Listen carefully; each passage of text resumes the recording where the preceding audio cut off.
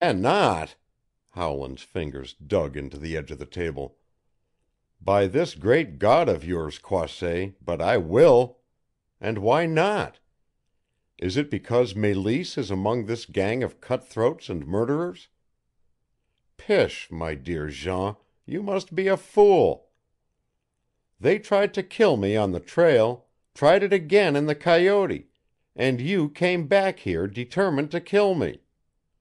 You've held the whip hand from the first. Now it's mine. I swear that if I take you back to the Wekusko, we'll get you all. If, monsieur? Yes, if. And that if Jean was straining against the table. It rests with you, Croisset.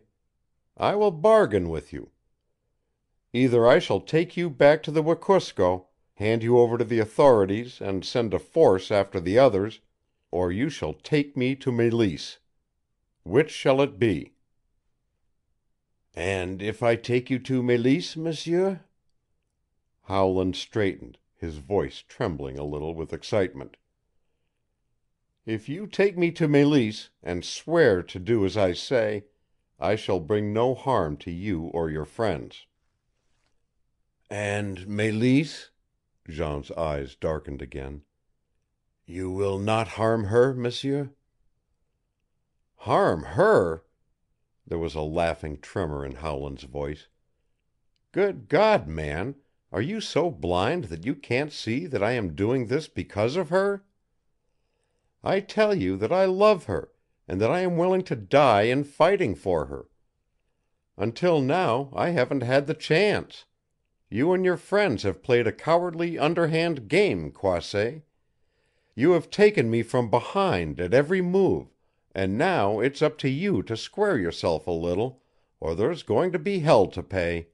Understand? You take me to Mélisse, or there'll be a clean-up that will put you and the whole bunch out of business. Harm her. Again Howland laughed, leaning his white face toward Jean. Come, which shall it be, Croisset? A cold glitter, like the snap of sparks from striking steels, shot from the Frenchman's eyes. The grayish pallor went from his face. His teeth gleamed in the enigmatic smile that had half undone Howland in the fight. You are mistaken in some things, monsieur, he said quietly.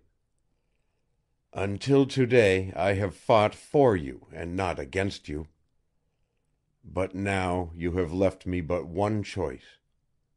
I will take you to Mélisse, and that means Good, cried Howland. La, monsieur, not so good as you think. It means that as surely as the dogs carry us there, you will never come back. Mon Dieu, your death is certain. Howland turned briskly to the stove. Hungry, Jean? He asked more companionably. Let's not quarrel, man. You've had your fun, and now I'm going to have mine. Have you had breakfast? I was anticipating that pleasure with you, monsieur, replied Jean with grim humor.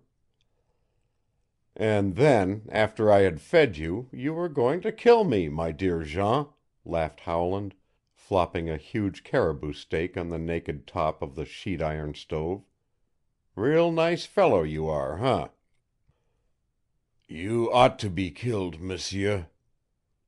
So you've said before. When I see Mélisse, I'm going to know the reason why, or what, monsieur? Kill you, Jean. I've just about made up my mind that you ought to be killed. If anyone dies up here where we're going, Croisset, it will be you first of all. Jean remained silent. A few minutes later Howland brought the caribou steak, a dish of flour cakes, and a big pot of coffee to the table. Then he went behind Jean and untied his hands. When he sat down at his own side of the table, he cocked his revolver and placed it beside his tin plate. Jean grimaced and shrugged his shoulders. "It means business," said his captor warningly. "If at any time I think you deserve it, I shall shoot you in your tracks, Croisset, so don't arouse my suspicions." "I took your word of honor," said Jean sarcastically. "And I will take yours to an extent," replied Howland, pouring the coffee. Suddenly he picked up the revolver.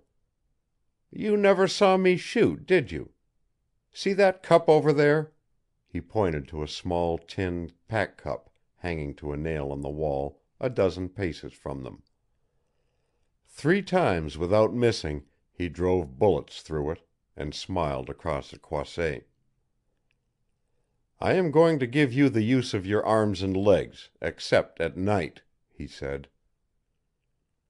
"Mon Dieu, it is safe," grunted Jean.